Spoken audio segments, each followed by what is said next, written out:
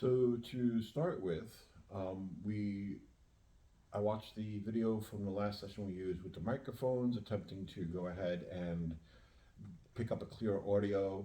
And while the clarity of the audio was there, there was a almost like a mechanical noise going on in the background, which was actually the microphone feedback. So we're not using it this time. I still got to play with it to figure out if it's the microphones or crap. They got really good ratings, but apparently not. So I'll play with that to see if I can get that worked out. But for now, we're not using them. And I also picked up from the one previous that Goliath, when he lays over here on my right, all you can hear is like a hot, heavy breathing, like you got a perverted phone call in the middle of the night. So we're going to try to make sure that he doesn't lay there anymore. So to clear up that as well. So I'm actually really interested in today's meeting. They've got to change a format. So then well, I'll let them speak on it. It'll be a meeting that will occur every so often, um, as kind of a recap for a lot of different things, information that they've gone over. So I'm really excited about that. I'll step out of the way and let it start as soon as Monsour comes back. Squirrel. I'm gonna cry.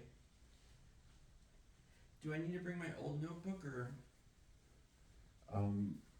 As long as you get the questions written down. No, I said I need time to go through the questions this weekend. Oh, well. Yeah. No, I was not. I'm not ready to ask the pink questions. Okay. So. I guess then you guys could talk about wallpaper choices. Motherfucker! You said there was something else here. Never mind. We're just gonna see where this goes. Always gotta be cursing on video.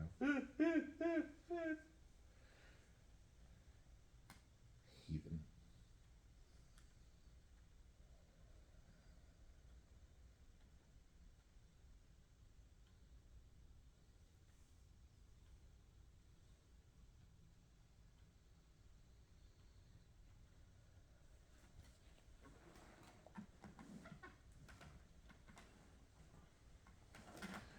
Greetings, brothers and sisters. Good afternoon.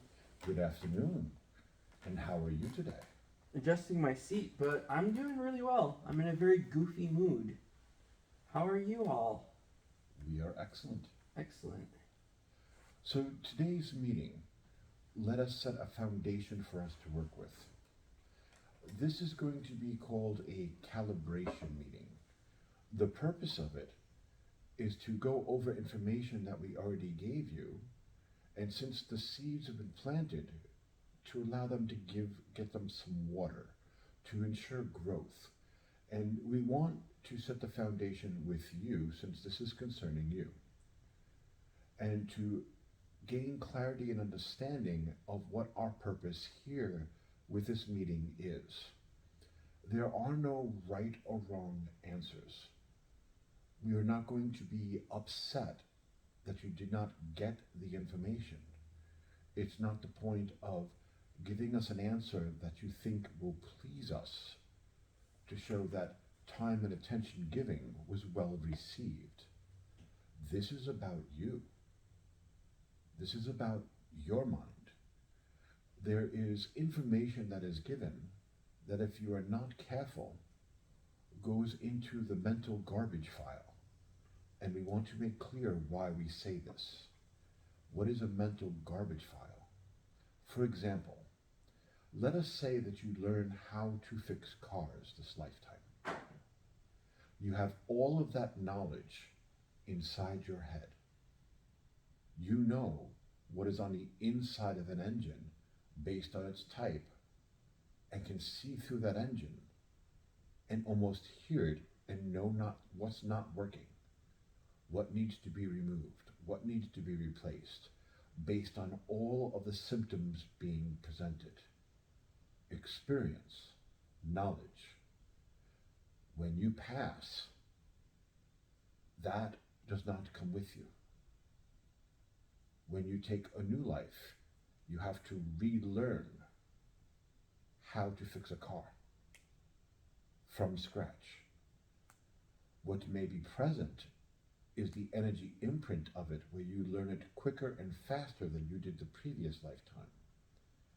But if no one comes along to push the domino, the first domino to start the chain reaction of you learning how to fix cars, it becomes wasted potential. Does this make sense? Yep.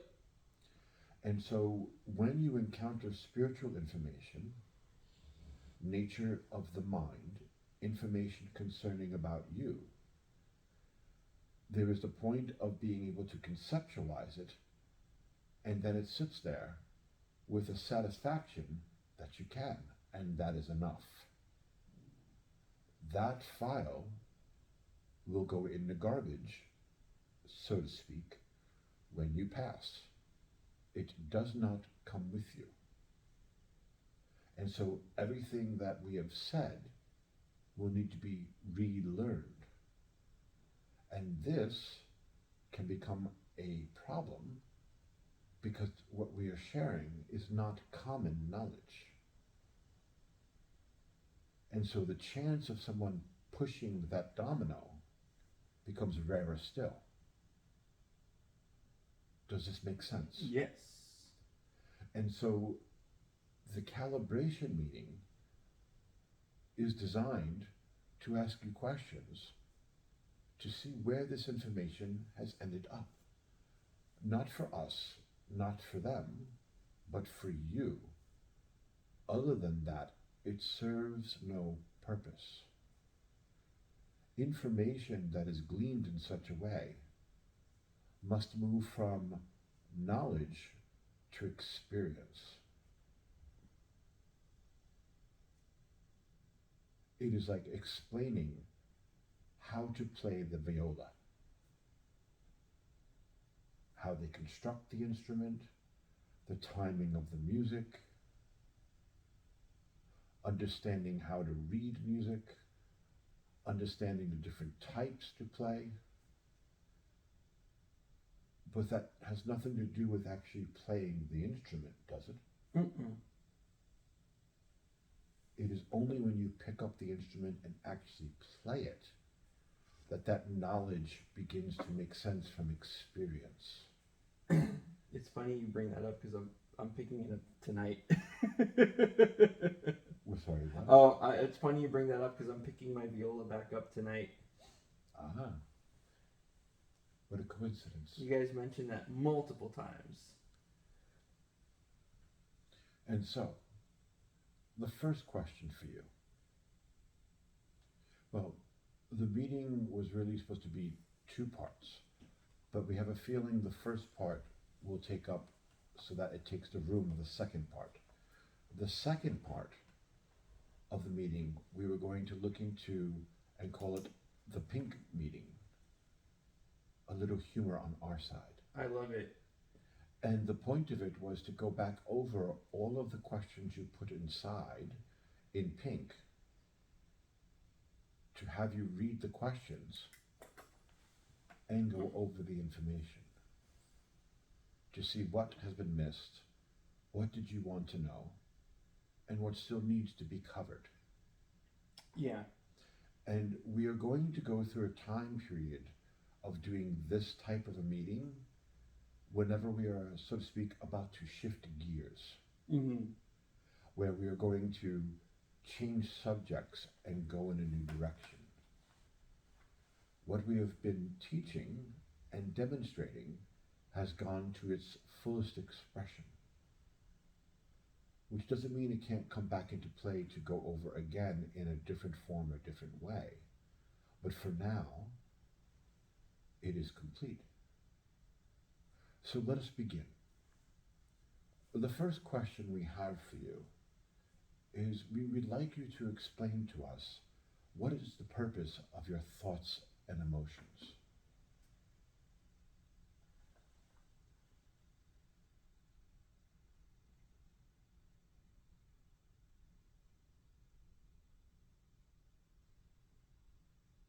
Thoughts and emotions are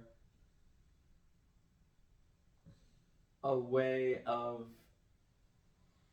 translating the physical experience for me to experience? Go deeper.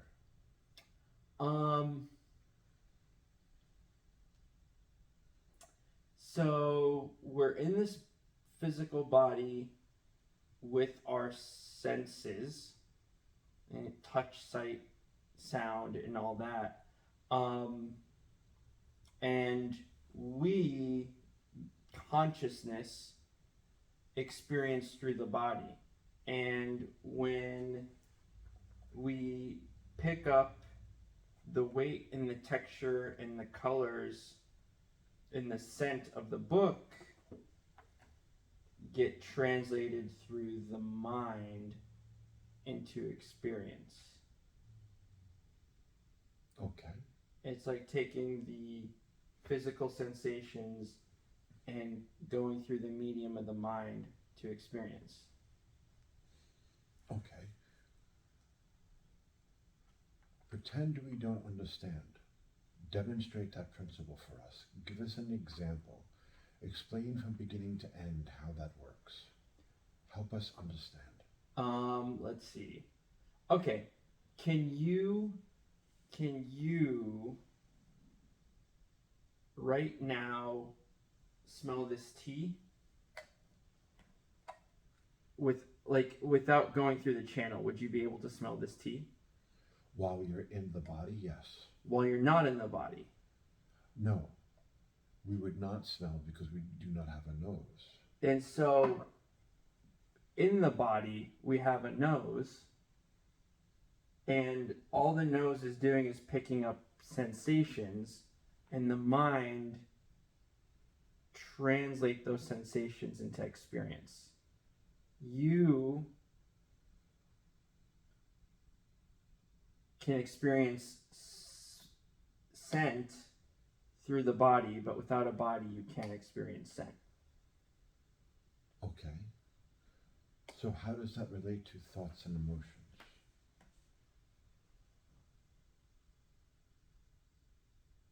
Because that's what the mind does. It's one thing it does. It takes the information that we experience and translates it into experience. Okay.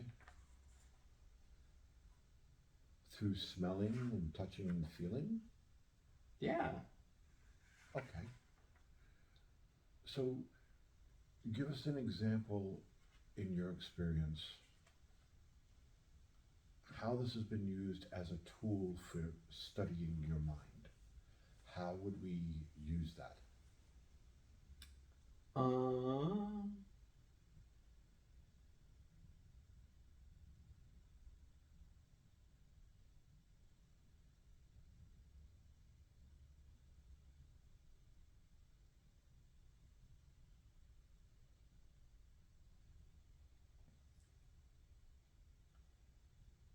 Off the top of my head, I don't know. I think the only thing that I can think of is understanding that this physical world isn't your mind.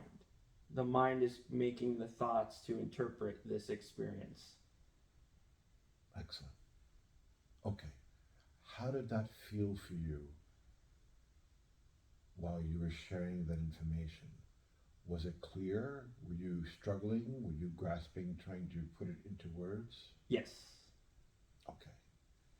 And that is a wonderful place to start.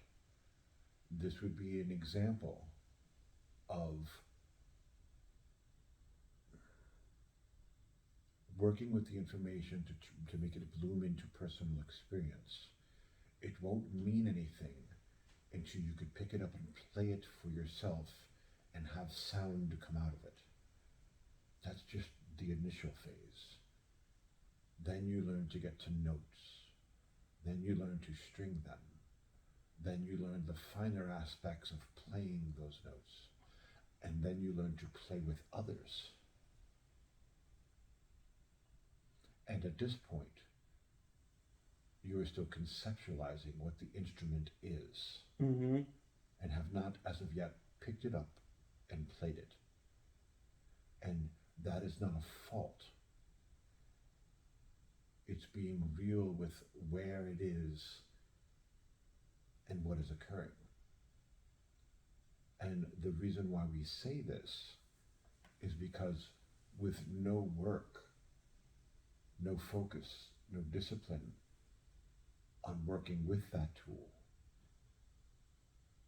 it becomes like your current viola in a closet forgotten.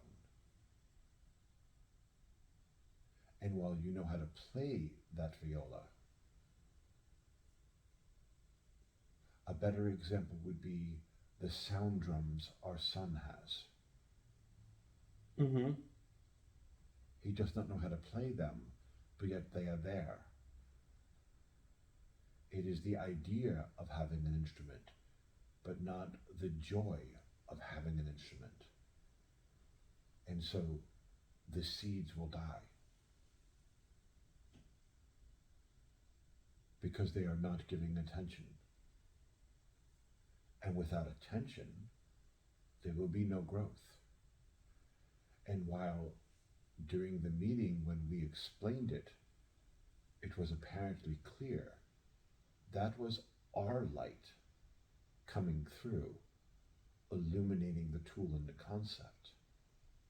It will mean nothing unless it's yours. Unless it comes from within, you will not grasp it, which means it will fade into nothingness. It was a cool moment. Mm-hmm. And our meetings get degraded to a good action flick. It affects you for a couple of days, but then you wander off looking for the next one. Mm-hmm. And this is not a right or a wrong. This is an assumption that you want to learn the truth. So let's go over thoughts and emotions. This would be a great place to start. Thoughts and emotions, their only purpose in this world is to give physical construct for your life. And it is about different levels of creating. Your attention is on the thoughts and emotions. If they're calm, you're having a good day. If they're disturbed, you're having a bad day. So how is that's what I was I didn't say it was giving physical construct. It was I don't know if it's the same as saying it's used as a way to interpret the physical world. Did my explanation make sense? Where this, like the book, the weight, the smell, the sight doesn't mean anything without thoughts, because the thoughts interpret this information and give me the experience of a book and the experience of the weight of the pen and the color of the ink. Goliath, go lay down, go lay down, go lay down, go lay. I love you, you're perfect in every way and can never do anything wrong except for now. Go, go, go, go, go, go, go, go, go, go, go, Goliath, go, go, go, go, go, go. Thank you. Does that make sense? Like what I was getting at, it was a way for us to function in the physical world. Yes, it does. But you are confusing and combining your physical senses of touch, feel. If you were a baby and put that book in your mouth, would you know what it is? No. But you are experiencing it. Yes. So where does the idea of a book come from? It comes from repetitive patterns of what you've learned from this world. When you pick up a book, you create that you learn that this thing is a book, and then you see more and more of these as you grow older, and you start creating the concept of book, and so your thoughts tap into that. It recalls a repetitive pattern that has worked previously, and depending on who has shaped that and how that was shaped comes into a large part of how you interpret that. The book could be hugely intimidating if you can't read, could it not? Mm-hmm. The book would be avoided because of the shame of not knowing what the pages actually say. And so a book could be many things for many people. Oh, you're going deeper from what I'm saying. I see what you're saying. It's not just thoughts and emotions aren't just saying, "Hey, this is a book," but they also have layers of I really like books. These are great books that I read, or I really don't even like the sight of a library. And those and seeing and picking up a physical book, using your physical body to use it, your thoughts and you're going at a deeper level than what I said. Your thoughts and emotions start coloring it. Okay. Because that's what thoughts and emotions do. Touching a book and feeling the texture is not thoughts and emotions. It's okay. It's the magic of what happens directly after that, of painting the picture of what that means, that thoughts and emotions come into play. You can love the smell of new pages of a book, and then a reaction occurs. Thoughts and emotions come in to paint a story. But the experience of loving the smell was without thought or emotion. It was an experience. It's what comes after because the karma is added.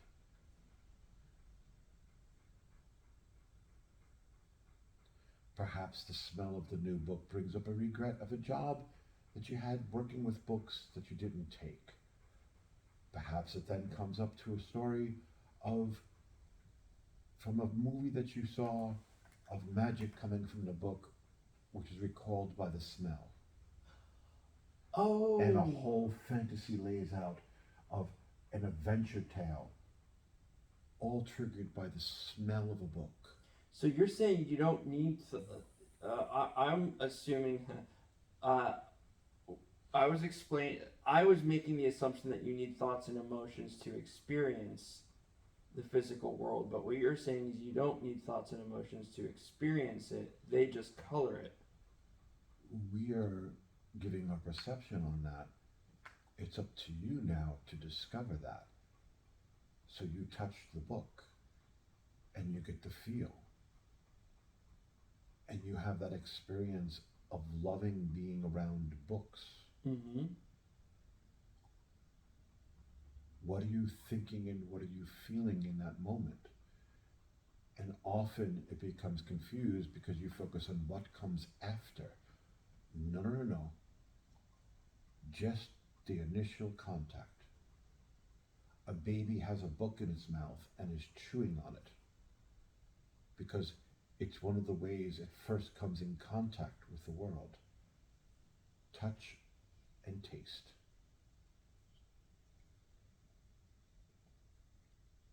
What is it thinking? It is not. It has no constructs. It has not seen the fantasy movies of magic being related to books. It does not understand the safety of and security of a library. It doesn't understand that it contains volumes of knowledge. It is slobbering all over it.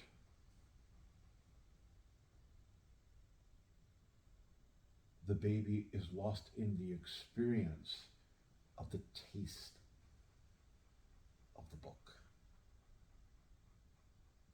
The feel of it on its gums or teeth depending upon its stage.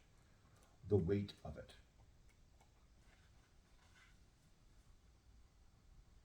Those other concepts are too advanced for its mind.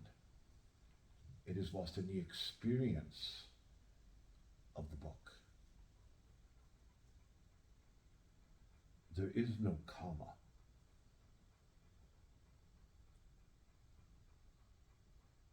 And That is the point of the tool, is that there is always a comma.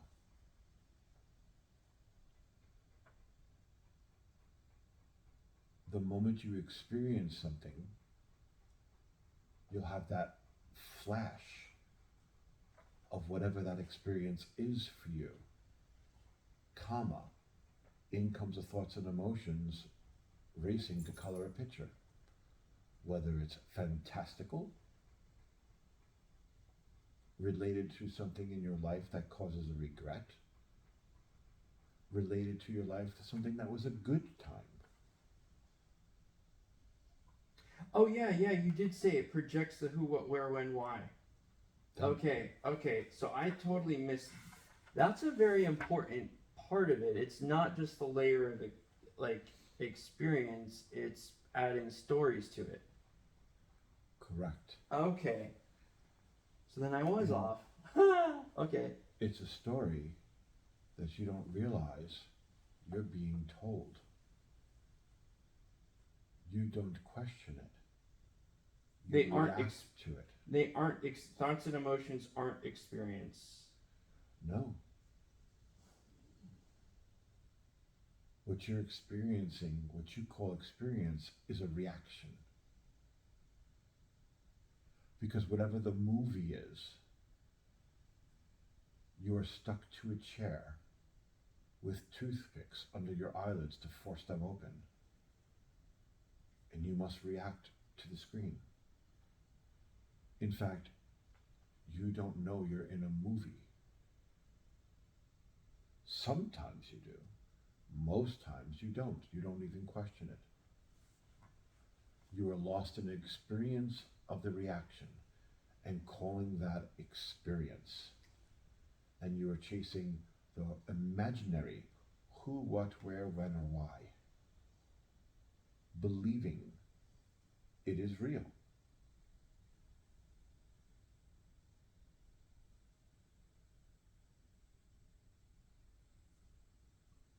And the only thing that was real was that moment you picked up the book and had that initial experience.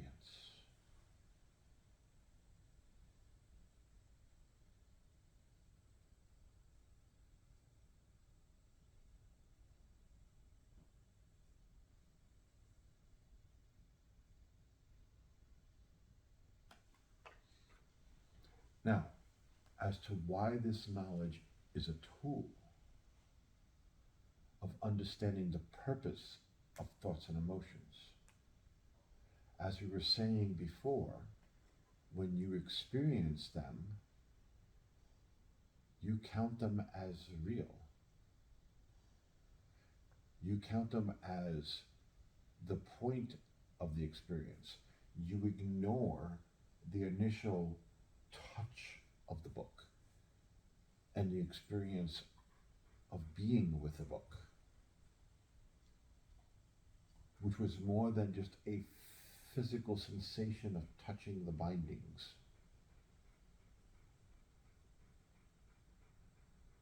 It was an essence of what you were touching. You were connecting to its energy, whatever that may be. It was a state of being, one energy connecting to another.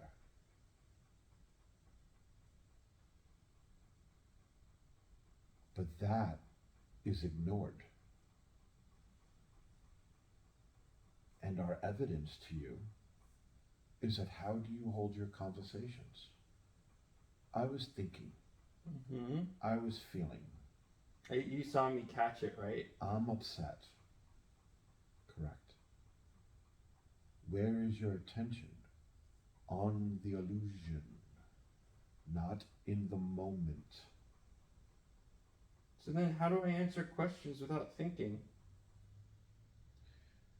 And there is a difference between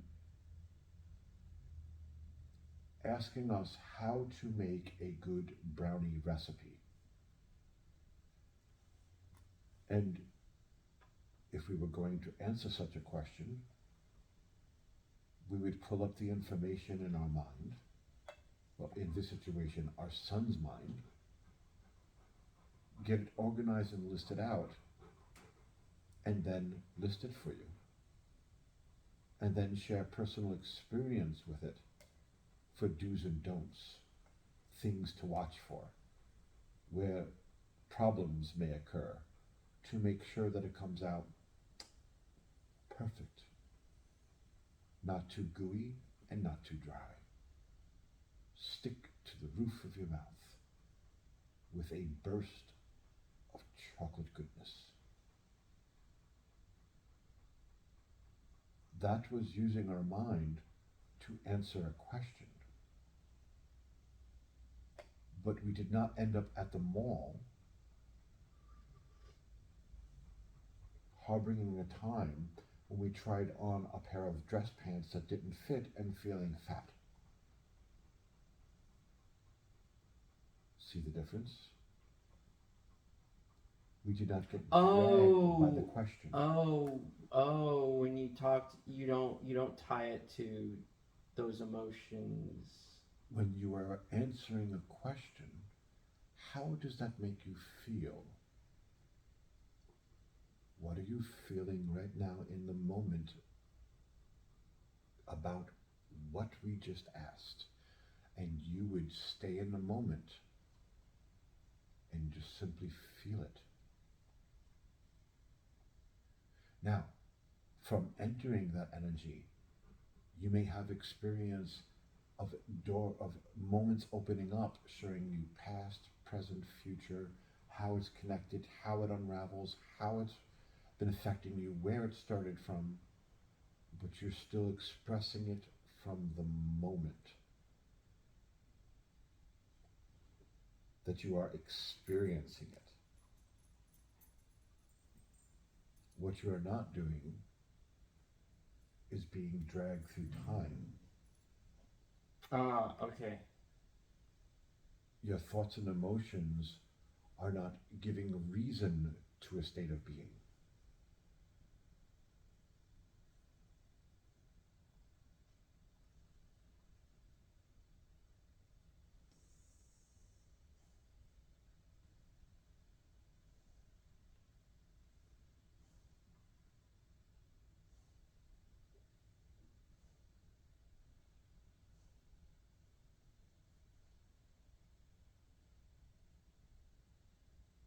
No, I totally missed that. And you will miss it again because, again, it's our energy coming through that's giving the illumination. The illumination must come from within, which means taking the concept and observing yourself with it, of being able to spot the moment the karma comes into play. And not to stop it. Enjoy the ride. But be conscious you are on a carnival ride. I notice that in the shower all the time.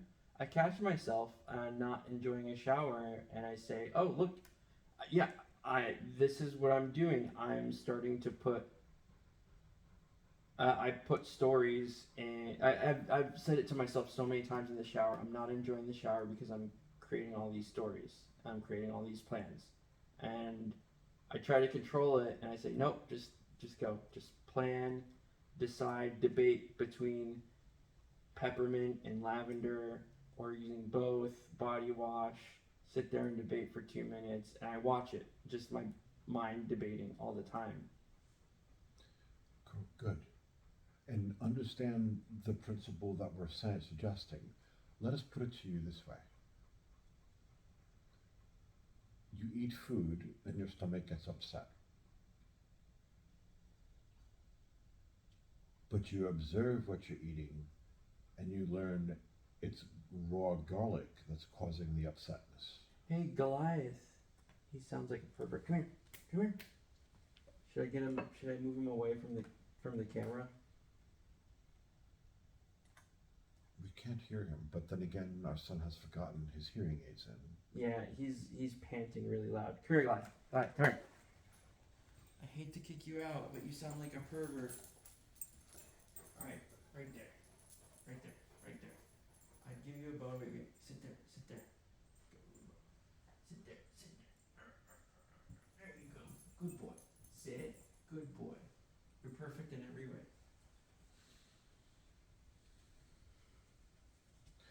Now, the key to understanding was the observation of understanding what the item was and what its cost to you was, the distaste and the unpleasantness that follows.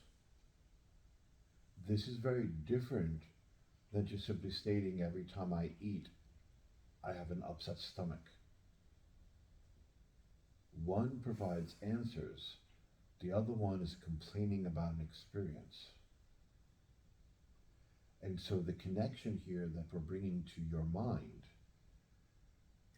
with the tools is being able to observe and watch the mind transition from one state to another. And again, not to stop it. Enjoy the ride. Let it go out to its fullest. If you come out of it feeling mentally and emotionally beat up, so what? Experience it to its fullest. Understand the mechanism that is working before you. Because the tool is that at some point, when you understand it, you're going to grow bored with playing with that G.I. Joe doll. Yeah, that's happened a lot. And you will not stop it because you're on the way to improve your mind, or because you're trying to be spiritual. I stop it because I just lose interest. Yeah, I can do that. I've done that so many times. You're right, and that's the best way. It's not you don't push it away, you don't deprive yourself. You just say it's not interesting to me anymore. The tool of that lesson is to be able to give construct to watch the switch. Okay. To understand the difference between being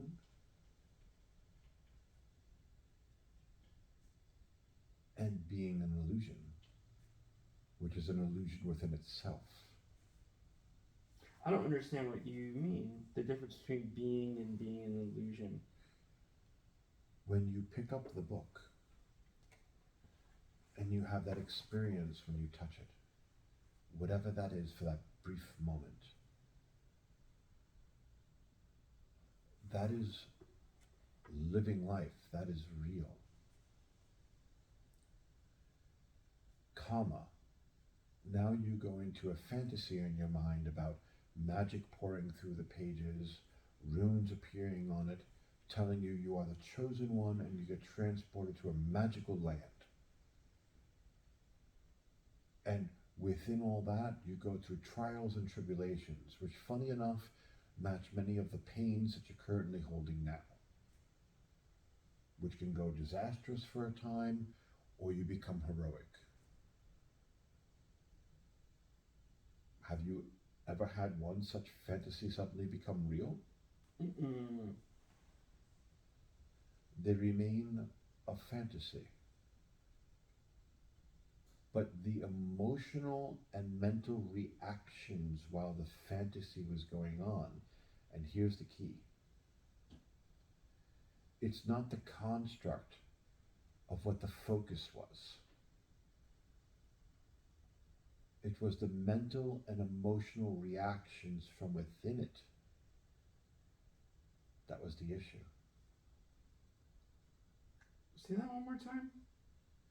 It is not the physical construct that occurred with the fascination, with the fantasy. It was the mental and the emotional reactions to it that becomes the issue. So it's not the book, it's the getting lost in the fantasy? That's the issue? Correct. And the emotional and mental reactions from it. For example,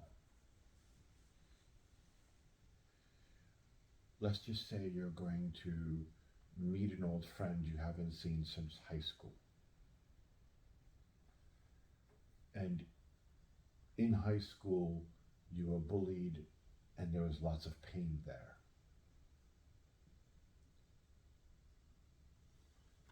And so you have a reaction, a moment of being about seeing an old friend. And then comes the idea of karma, walking into the coffee bar and being treated the same way you were in high school. And how does that make you feel? It makes me feel like I'm being bullied again. It puts me through fear. It makes me being afraid of meeting this person, because will they see me and judge me as I am? But then I counter and say, but I don't see myself that way anymore. But I certainly do feel that way, or I wouldn't be having the experience. So I come up with clever ways to thwart the imaginary attack.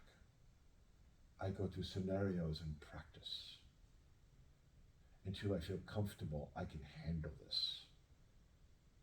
And I stop and look at the watch, and an hour has gone by. In my mind, I justify that I prepared for all outcomes to feel comfortable for this meeting. In reality, I beat the crap out of myself for over an hour. And those unresolved emotional and mental issues was able to take stage and be expressed. But don't worry, they'll have an encore performance next week when you go through for your business review.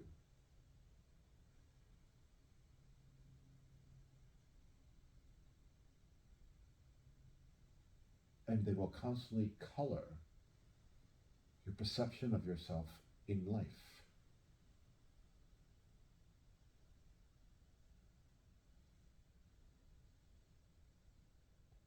So now let's analytically break that down. Are you with us so far with the example we gave? Yep. Now let's analytically break that down. So you were in that moment we described, meeting a person, current, going to happen, very real. We don't know what the meeting will go as. We don't know how it will turn out. It's not in our control. We can just be happy to see him. That is real. Now we add the comma. And we spent worried about the past, preparing currently to meet ourselves in the future so that we'll be safe. All while constantly being prompted by thoughts and emotions that was past. Is any of that real?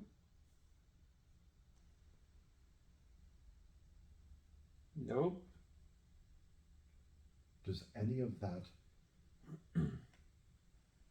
equal to a resolve of anything? Mm-mm.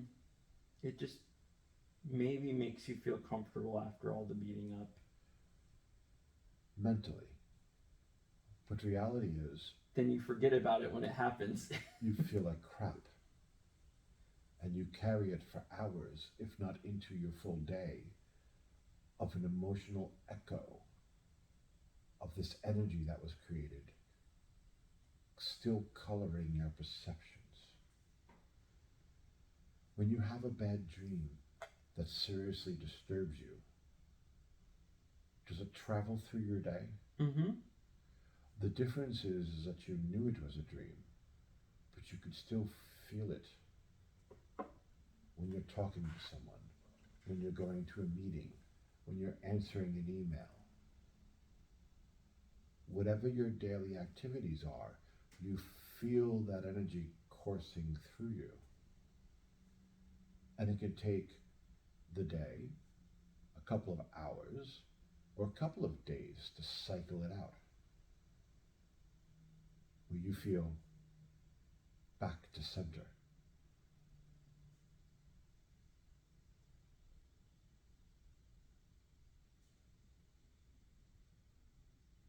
Does that make sense? Mm-hmm. All of that is illusion. None of it is real. And the only thing keeping it real is your attention upon it.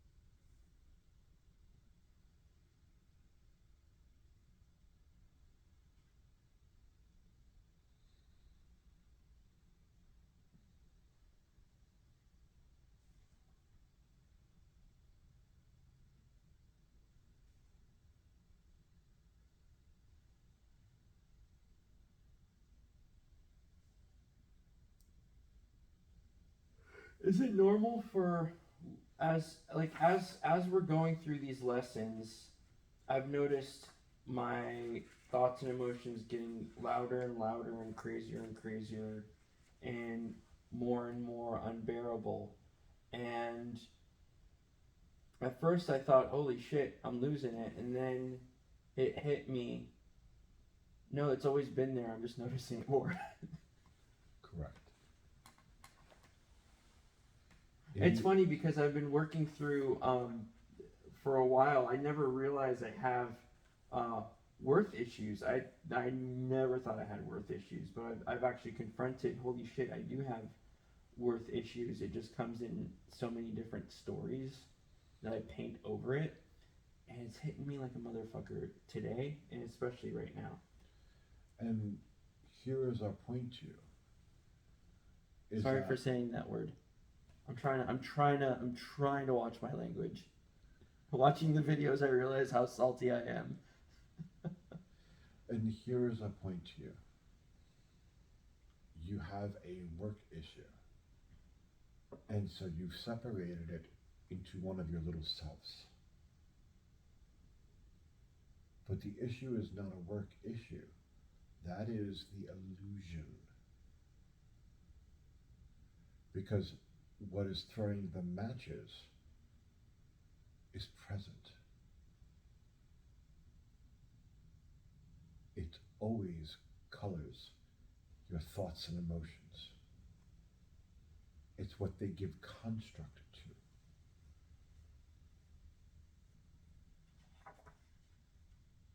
It's the thoughts and emotions that toss the stones, causing the ripples. No. No? They are the ripples. They are not the stone thrower. That is our point. And you are lost in the ripples and the patterns that they make, which means you never get around to understanding the source, which is what is throwing the stones in the first place. That is the point of the exercise and understanding the purpose of thoughts and emotions. They give physical construct to the world around you.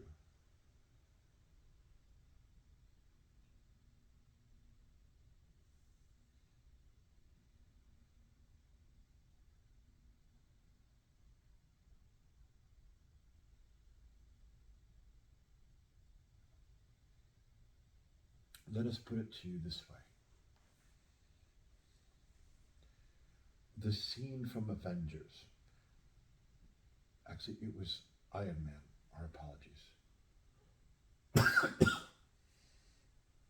where he is on stage at an IT convention for students. And he is showing off the holographic capabilities that was created. And he creates the scene of his last goodbye for his parents. And says he never got to see them again. So, abandonment issues, clearly written on his face. Guilt, shame, also clearly written on his face.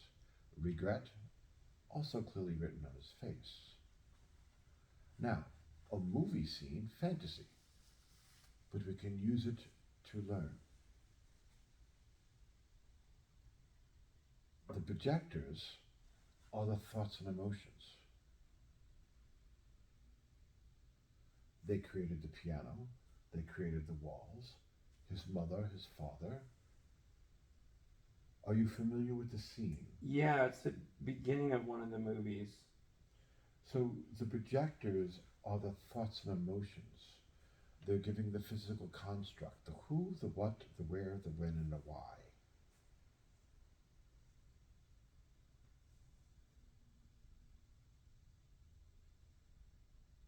To play an image,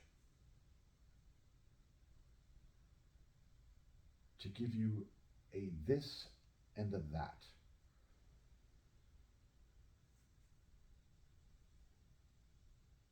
But in that scenario,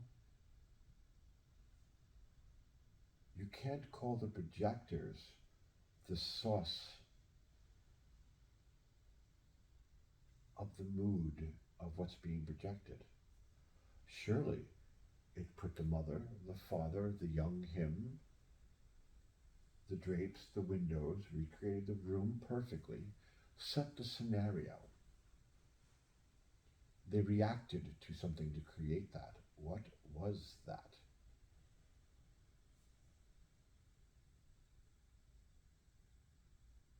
Why that scene? Why that pain? Why that scenario? There was emotional temperature running through the room as that scene played. It gave it purpose. It wasn't the projectors.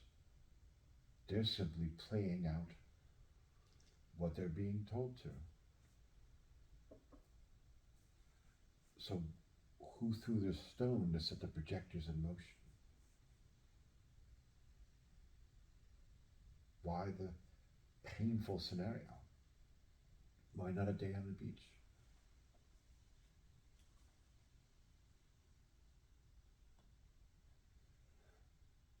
Do you see a point?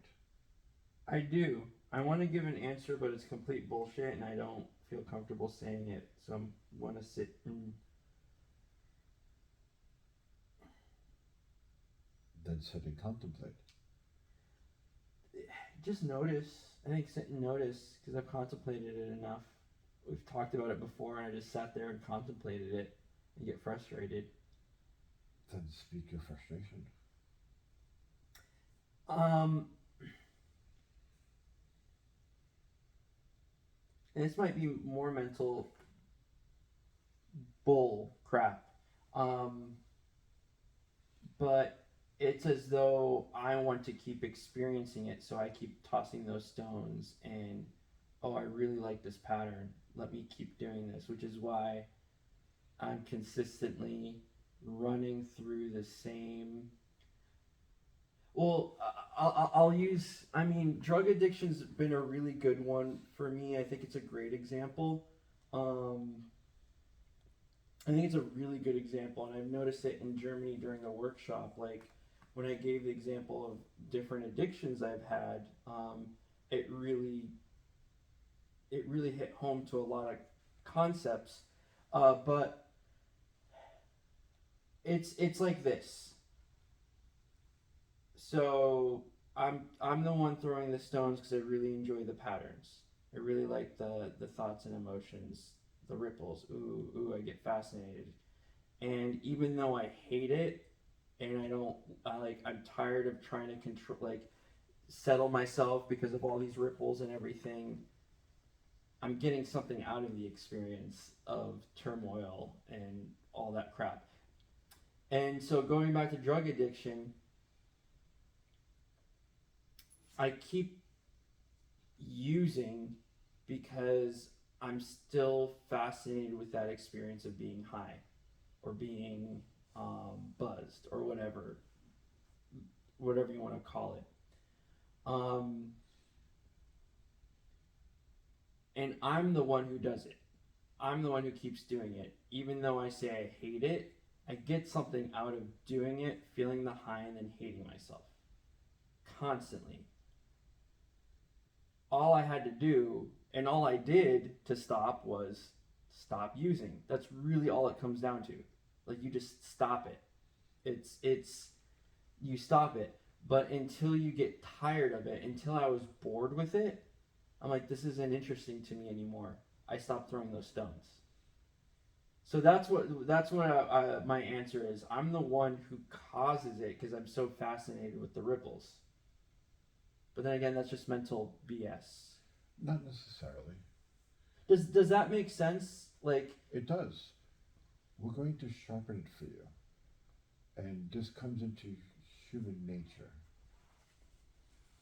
of really understanding yourself when you experience it. The place where you meet compassion. And we'll use an example for it to paint a picture.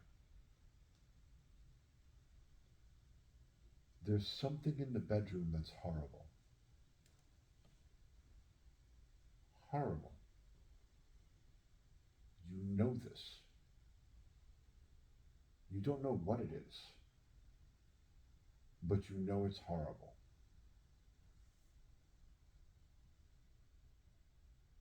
You do not want to go into the bedroom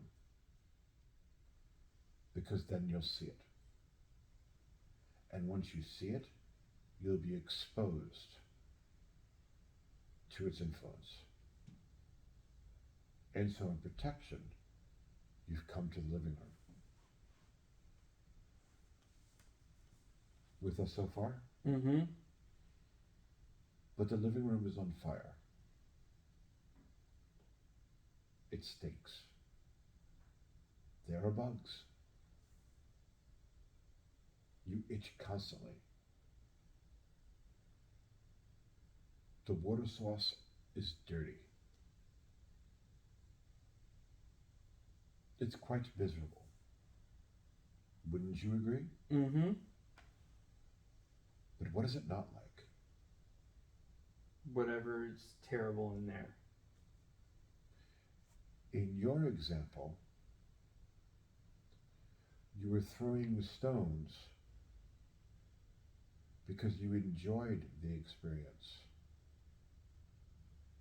We're going to point out that you don't enjoy the experience of the living room, do you? Mm-mm.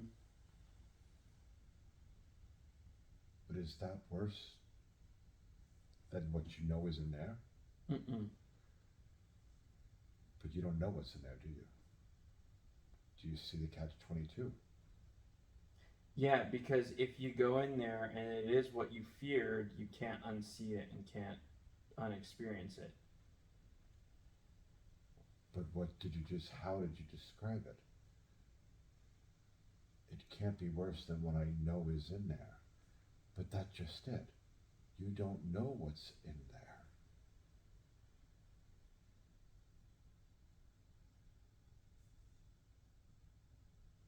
And that alone allows you to stay here where it's miserable, that you don't like, that you hate.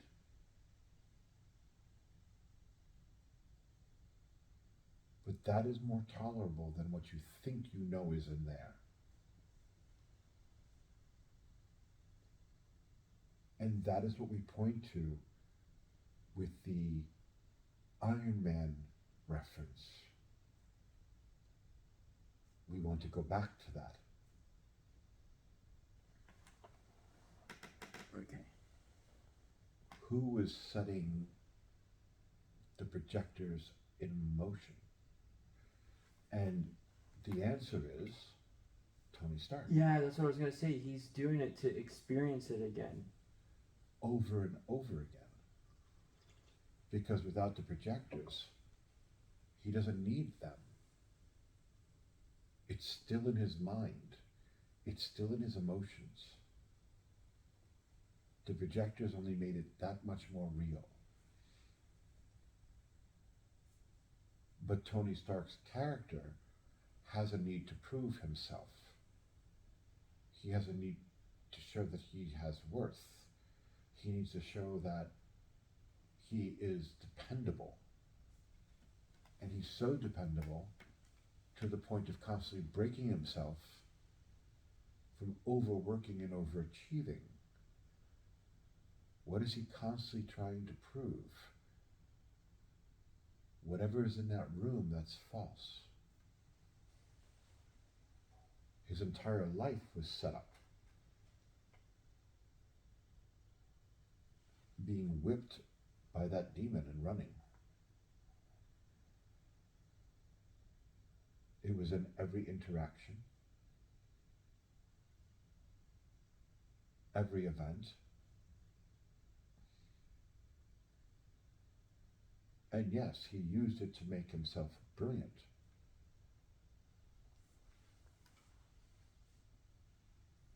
But when the armor came off, how much of a messed up individual was he? Do you see our point? Yeah. And so, what is the pain that's driving you? What is keeping you from the moment? Because all of this is set up not without purpose. What do you mean all of this is set up? The neuroses that you call life, that you claim to hate, that you say you want to stop, that you say you want answers to, you're focusing on the wrong room. Our second point to you is that you said, I am throwing the stone. And there is a certain amount of truth to that. But as we've been pointing out, you are a multi-dimensional being, one of which you're not aware of all of your levels. You learned a powerful lesson today through experience, did you not? Mm-hmm. About how much power your seat of consciousness actually has. Our son has often joked with you and said that he's always quite shocked when his body decides something needs to be done and to shut down unnecessary functions, and that he is always one of the choices to shut off so it can get its needs met. It is quite the experience to actually witness it happen, is it not? Mm-hmm. The loss of power, the realization of what you thought of, your image of a moral self, what is right and what is wrong, and then realizing, wow, nothing that I held true was true in that moment.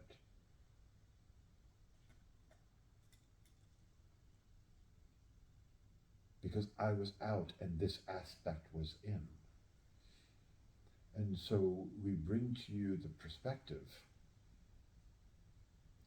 that the part of you throwing the stones is not what you're consciously aware of, which means in that sense, it is not you. So which part is it? And why is it throwing them? What do you mean? Okay, I'm confused here. I see where you're going, but it's opening up another layer of the old American saying, another can of worms. There's another can of worms here. Give me a minute. Give me a minute. Opening another can of worms.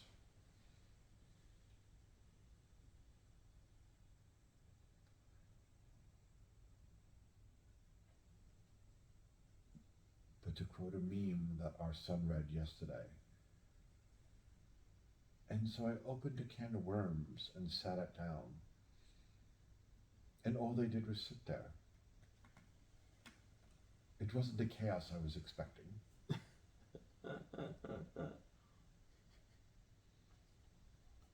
Sounds like something he would appreciate.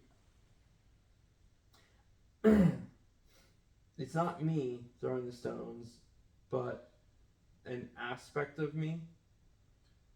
And this is a matter of now expanding your awareness to a more multidimensional aspect for your answers. Hold the frack up. If and I'm getting ontological here. If it's an aspect of me, isn't it me? It is you. But so what do you mean by me? It isn't me. It isn't this one experiencing right now? It's not separated, but it is in your perception. And so that's the way that we address it to make it make sense. It doesn't make sense. Well, then let's explain it this way. If you are the one throwing the stones, what tools do you have in your bag of tricks to deal with it? I'm going to become aware of it. I'm going to make a list. I'm going to stop it.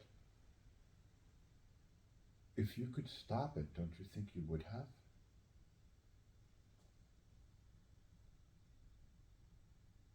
Wouldn't life be so much better?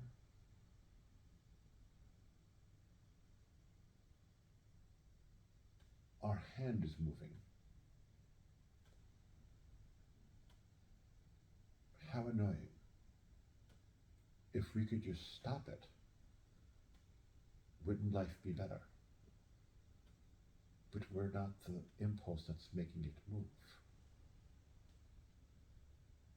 And if we were in control of it and could make it stop, why wouldn't we?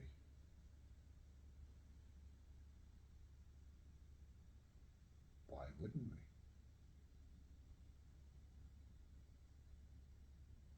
All of the things that paint your perceptions, if you could just stop it, why wouldn't you? So, but in the end, I do end up stopping it. Mm-hmm. So are you talking about further back down the line, there's something influencing it, and then I just get bored of that influence, so it's easy for me to just stop it? For an influence that you just stopped, give us an example. Well, I mean, drug addiction.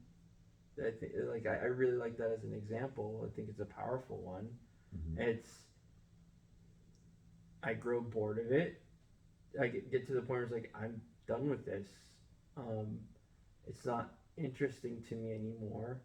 I'd rather deal with the withdrawals instead of continuing on like this, and I eventually stop it. Like, it physically, all I had to do was stop taking it. Correct. But whatever was compelling me to take it, I just grew bored of. And I decided it's so much better not to give in to that impulse. Okay. An impulse, an action, a physical action. So when you go into your fantasies, was marijuana painting the backdrop of that scene? Go back to the scene from Iron Man. When the projectors turned on, did blunts come floating across the stage? Not in our conversations, but I think you can put blunts there. So it's not the same thing. Although it was a wonderful tool to avoid that. Yet another way of drowning out the noise. What are you trying not to hear? Do you see the difference?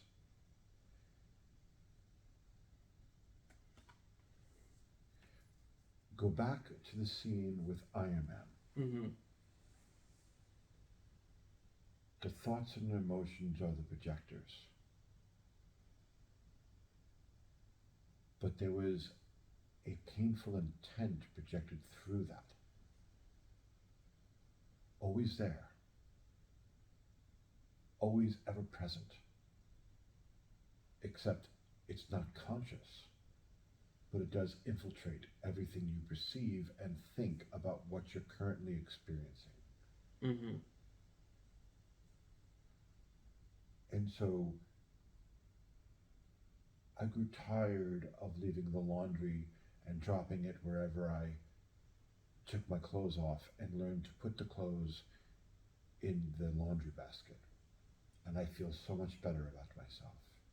I make the bed first thing in the morning, and it sets my day, and I feel better about myself.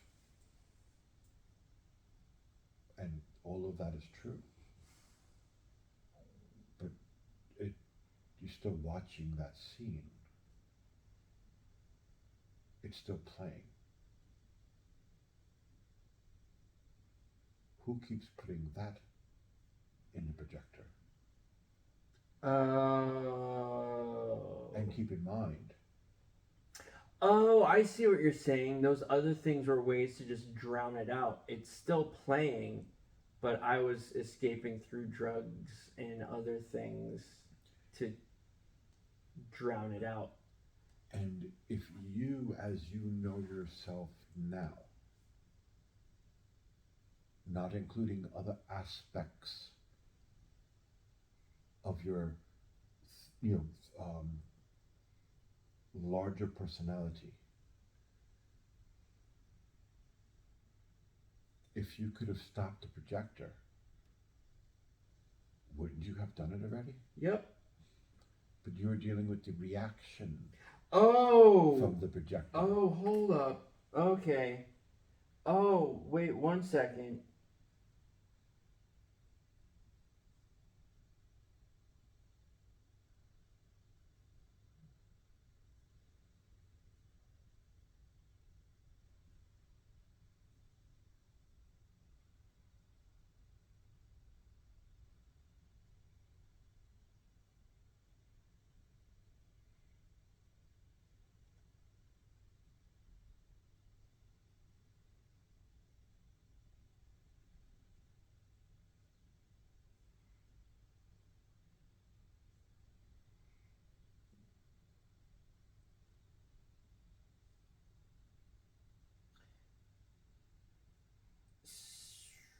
So it's not, it doesn't matter that, okay, I drop drinking or marijuana or whatever else. Those become problems because I use them to cloud whatever's being projected, that projector running. Those are ways of me just kind of keeping my conscious awareness away from it, even though the projector's still running. It doesn't matter what I do, the projector's still running. It would be easier to just simply turn off the projector, then I wouldn't have all these other problems to deal with. And those habits come into play to help you cope with the fact that you're in the living room, it is on fire, there are bugs, there's dirty water to drink, and it's a miserable experience.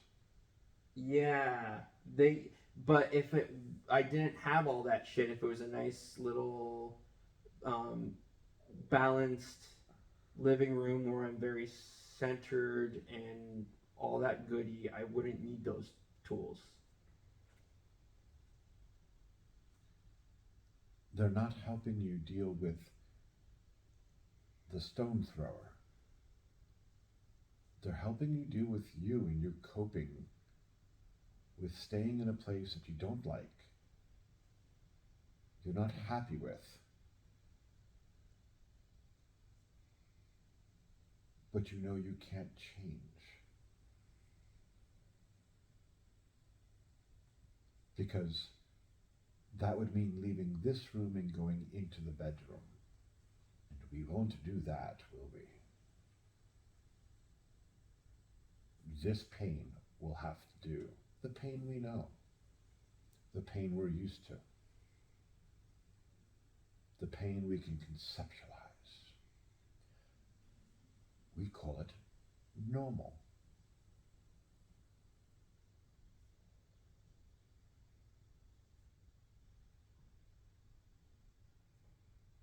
And there is a dishonesty with it. This is why we ended the last session saying, or 2 sessions ago, talking about, and therein lies human nature.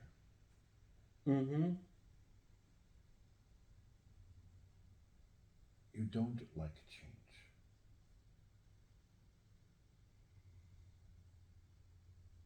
You like things normal. It gives you comfort, even if it's the comfort of the pain that you know. It is certainly better than something new.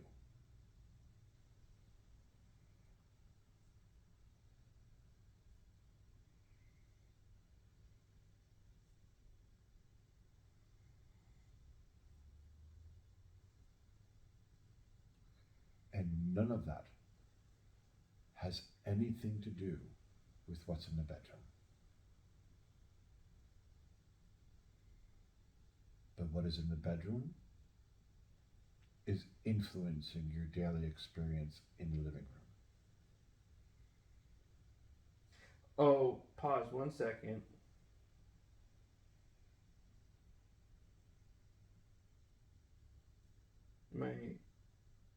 I'm getting to.